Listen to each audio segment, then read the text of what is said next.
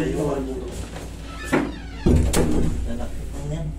Anong masakit sa'yo, sir? Sige, masahe na lang. Hindi. Lahat masakit kasi. May gout ka ba? Oo. Gout? Gout, ano? Ano, gout o rayuma? Namamaga yung kamay ni sir, yun. Ito lang. Hindi ko din sa ano. Napansin mo kagad. Hindi, makikita mo naman kasi. Nagtrabaho ako eh. Pero may rayuma siya. Rayuma o gout, magkaiba po yan. Yung gout kasi, di ba, may... Yung severe. Oh, Pero pag rayuma kasi, kaya ng massage yun. Pero pag gout. pag gout, huwag mo ipamassage kasi lalo ka mapipilay. Pero kung rayuma lang, pwede mo ipamassage. Pero pagka mataas ang uric mo, pag pinamassage mo yan, makapagising mo ng aga, lalo kong napilay ah. Ganoon ang pakiramdam. Yun ang pinagkaiba. Pero yan, pwede sa ganyan. Hindi, tatanungin ko si sir, hindi ko alam yung files niya eh. Meron ka bang gout? Mataas bang gout mo? Meron, pero nawawala. Ano yung huling test sa inyo? Walang. Basta sumasakit yung joints ko kasi sa trabaho. Ah, okay. Di-align lang natin para sigurado tayo. Kasi tandaan nyo baka siyempre wala kayong knowledge about dun. Baka sumusumbong yung gout nyo, namamaga yung tuhod nyo, minasage nyo, lalo kayong malulumpo. Tandaan nyo yung huwag nyo ipamassage. Mas maganda pa, kung kaya nyo ilubog sa tubig na mainit-init, ganun-ganun nyo na may asin, mas maganda pa yun kaysa naman i-massage nyo. Pag minasage nyo kasi yun, ay sigurado, baka sabihin nyo, lalong sumakit. Yun ang ano rule. Yun ang pinagkaiba na. Pag rayuma ay kahit full body massage ka, walang problema. Malakas ba kayo sa karne? Pagka may ano kayo, may gout kayo, magbawas-bawas kayo ng mga high protein, mga red meat.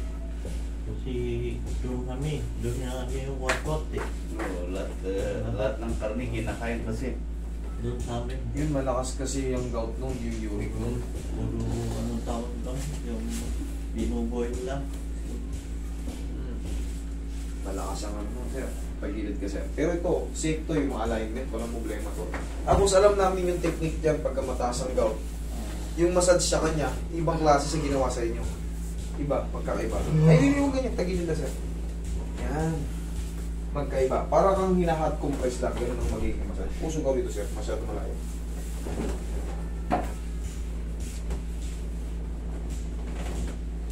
Yan, kabilang side.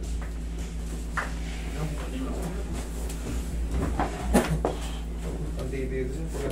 Paganto, sir. Paganto. Yan. Palabas po kami. Yung. Okay. Yan. Para balance na balance. Yan, relax na. Yan. Iyaya ka. Wala akong lagutok na gano'n.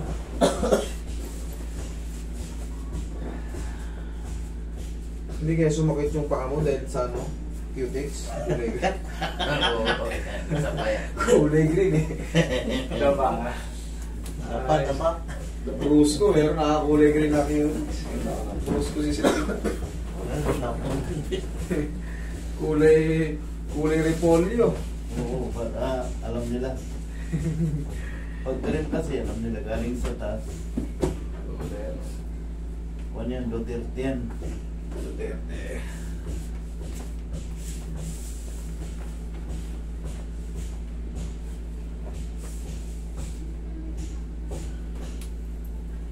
Anong exercise pag ganyan may gout? Papawis lang. Talaga kahit anong exercise basta napapawisan. Pag mataas yung load nyo, papawis lang kayo, tandaan nyo. Walking lang ng walking. Tapos mga mini stretching lang, mga basic lang. Jogging sa gabi pwede. Oo. Basta pinapawisan kayo. Okay yun. Tandaan nyo, huwag lang kayo kumain ng bawal. Kasi kahit anong stretching nyo, papawis nyo, kung ang takaw nyo naman sa red meat, mataas ang uric ng red meat eh. Matakaw kayo sa baboy, matakaw kayo sa baka, matakaw kayo sa tuna, yung mga tambakol, tulingan, yung madudugong ano. Kung matakaw naman kayo dyan, matakaw kayo sa laman loob, matakaw kayo sa papaitan. Ganun yan. mag-expect na kayo ng yung uric nyo hindi yan bababa. Kasi, nilabas, pinalitan nyo ulit. Kailangan bawas ulit. Nagbawas kayo, bawas din kayo sa kinain ng mga ano. Pag mataas kasi yung uric na kinain nyo, ayun ang expect natin. Isa sakit lang din siya. Pag red meat kasi hindi namin niluluto masyado. Boil lang. Tapos, lang. sausawan ng ano. Para masarap. Sili lang. Oo. Ganun lang, no, sa taas, ano? Carnivore sila. Doon nga galing yung gulay, wala namang gulay na... Ayaw nyo naman kumain ng gulay. Oo, hindi sinasahog. Ganun lang yung karon nila. Ulo lang yun, asin lang.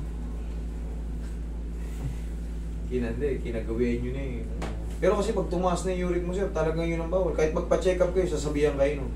Bawal kayo kumain ng red meat.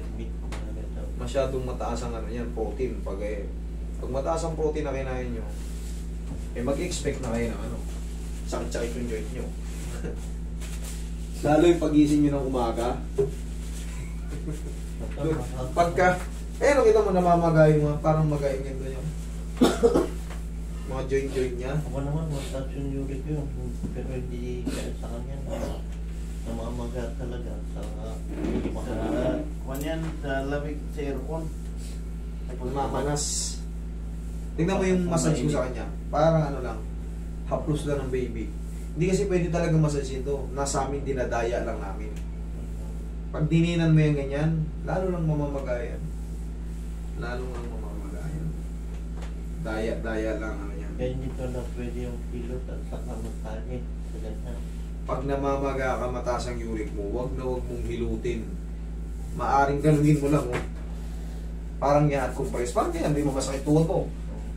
Umiinit siya. Ganun lang. Pero kung yung didinan mo parang ganon, naku po. Ihaya ka, sir. Mamamaga ka lang lalo. Baka magtaka ka, lalong sumakit. Isisisi nyo pa sa mga ano, may sisisi nyo yung therapist pag di marunong.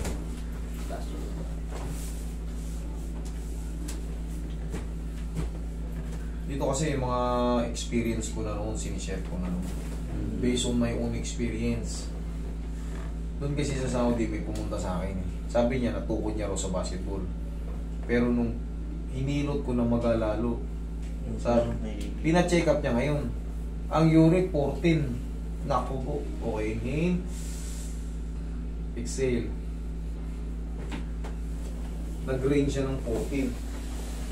Mataas na yun. Pero yun naman, pagka medication lang kasi yun eh.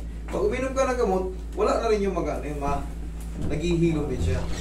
Hindi ka tulad ng mapilay talaga, kahit anong gawin mo, hanggat hindi mo napapalagutok yan, hindi makabalik. I-uric, take ka ng gamot, maya wala na yung maga. Tanggal naman ng kirot lang yun. Pag na yung uric mo, tsaka maalis yung kwan talaga.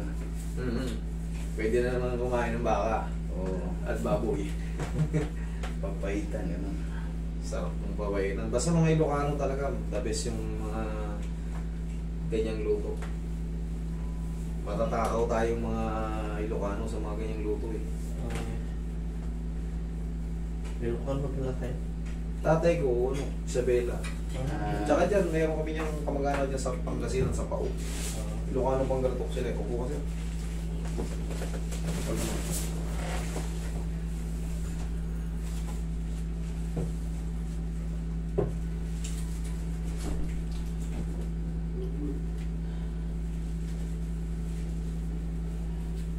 Ano, pinagpegan, no? Yung...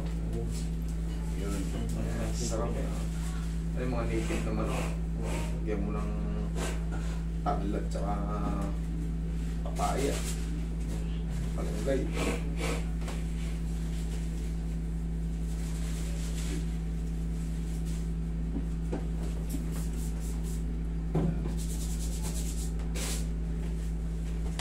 Okay, sir.